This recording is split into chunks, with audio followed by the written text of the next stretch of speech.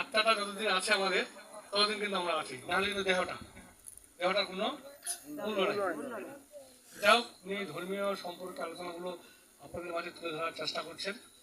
আপনারা আসলে ধর্মীয় যে অনুশাসন যেটা আছে আমাদের, যে ধর্মীয় বলি না কেন, ধর্মীয় অনুশাসন অনুযায়ী যদি আমাদের জীবন, আমাদের সমাজ, আমাদের পরিবার আমরা যদি পরিচালনা করি, তাহলে আমাদের সমাজে যে অন্যায়গুলো আছে, যে অশ্লীলতাগুলো আছে, যে খারাপ দিকগুলো আছে, এখান থেকে আমরা বিরত থাকতে পারবো না।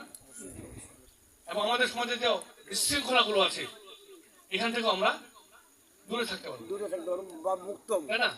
আর এই ধর্মের যে অনুশাসনটা, যে ধর্মের পালন করি না কেন, এই ধর্মের অনুশাসনটা আমাদের মেনে চলতে হবে।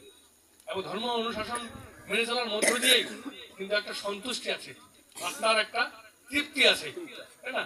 ভালো মন্দ বোঝার একটা ক্ষমতা আছে।